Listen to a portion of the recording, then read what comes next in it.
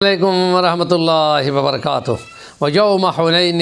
إِذْ أَعْجَبَتْكُمْ كَثْرَتُكُمْ فَلَمْ تُغْنِ عَنْكُمْ شَيْئًا مِّنَ اللَّهِ وَضَاقَتْ عَلَيْكُمُ الْأَرْضُ بِمَا رَحُبَتْ ثُمَّ وَلَّيْتُم مُّدْبِرِينَ فَأَنزَلَ اللَّهُ سَكِينَتَهُ عَلَيْهِ۔ جنگ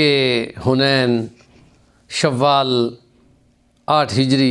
فتح مکہ کے رمضان مبارک کے مہینے کے بعد یہ شوال اگلا مہینہ، ایک مہینے کے اندر ہی ان بڑے قبائل بنو حوازن اور بنو حنیف نے مسلمانوں کو اپنے مقابل سمجھتے ہوئے حملہ کیا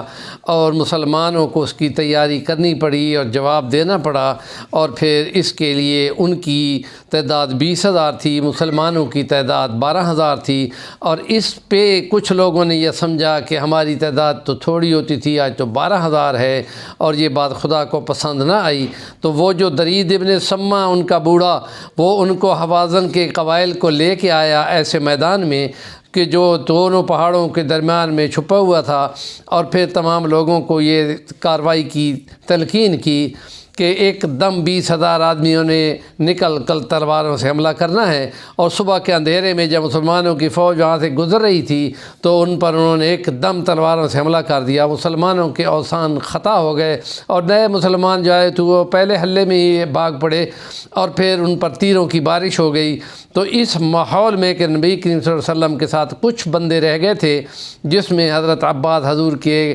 گھوڑے کی لگام پکڑے ہوئے تھے، اور اس میں نبی کریم صلی اللہ علیہ وسلم چونکہ اللہ کا پیغمبر ہوتا ہے، وہ سب سے زیادہ جری ہوتا ہے، اور وہ کسی بھی قسم کی بزدلی نہیں دکھایا کرتا، یہ اس کی شان ہوتی ہے۔ تو آپ اکیلے آگے بڑھ رہے تھے، حالانکہ سب لوگ ادھر ادھر بکھر گئے تھے، تو آپ بول رہے تھے ان النبی لا کذب انا ابن عبد المطلب، اور پھر حضرت عباس نے آواز لگائی یا معاشر الانصار، انصار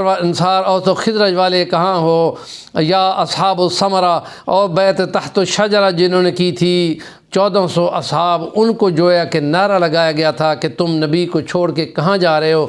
اور پھر وہ تمام لوگ پلٹے۔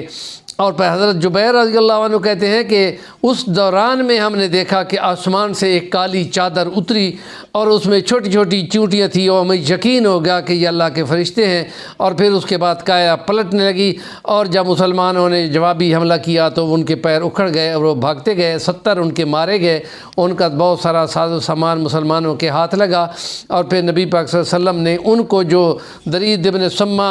وہاں سے بھاگا اور آگے طائف کے قلعوں میں چھپ گیا، اور مالک بن نصر جو تھا وہ بھی آگے جا کے چھپ گیا تھا۔ تو یہاں پہ مشورہ کرتے ہیں اصحاب کے اب ان کے ساتھ کیا کیا جائے، کہ ہاں طائف کے قلعے کو توڑنے کے لیے مسلمانوں نے توپ کا استعمال کیا، جس کو منجنیق کہتے ہیں، لیکن اس کا اتنا زیادہ اثر نہیں ہو رہا تھا کہ آگے سے وہ پلٹ کر تیر پھینک رہے تھے، اور مسلمان 12 کے قریب وہاں پر مسلمان شہید ہوئے۔ حضور نے مشورہ کیا تو کہا گیا کہ یا رسول اللہ، لومڑی اگر بھٹ کے اندر چھپی پڑی ہے تو چھپی رہے گی، اور جب باہر نکلے گی تو نقصان کوئی نہیں ہوگا۔ تو اس کے بعد نبی کریم صلی اللہ علیہ وسلم نے مسلمانوں نے حضرت عمر فاروق نے فرمایا یا رسول اللہ وہ دعا فرمایا، پھر فرمایا مجھے بد دعا سے منع کیا گیا ہے، اور پھر نبی کریم صلی اللہ علیہ وسلم نے ان کے لیے دعا فرمائی کہ یا اللہ بنی ثقیف اور حوازن کو مسلمان کر، اور پھر وہاں سے پلٹ آئے۔ اور بے نظر وہی ہے جو خود نبی پاک صلی اللہ علیہ وسلم کو یہ مکہ کی وادیوں میں یہاں آ کر کلمہ پڑھتا ہے، اور پھر ساز و سامان بھی پیش کرتا ہے، اور مسلمانوں کو اس مرحلے پہ اگلے مرحلے پہ جو کچھ قبائل آگے چھپ گئے تھے ان کی طرف کارروائی ہوتی ہے۔ یہ آج طائف کی طرف بنو حوازن کے قبائل کے ساتھ جنگ کا یہ دوسرا ولاگ ہے۔ انشاءاللہ کل تیسرا ولاگ اسی کے ساتھ متصل کچھ اور علم کی باتوں کے لیے آپ کی گوش گزار کریں گے۔ ہمارے چینل کو سبسکرائب کر لیں، اور بیل آئیکن کا بٹن دبا کر نئی آنے والی ویڈیو کو ضرور سنا کریں، اور علم کی بات کا جو آگے بیان کرتا ہے وہ اس کا برابر کا حقدار ثواب ہوتا ہے۔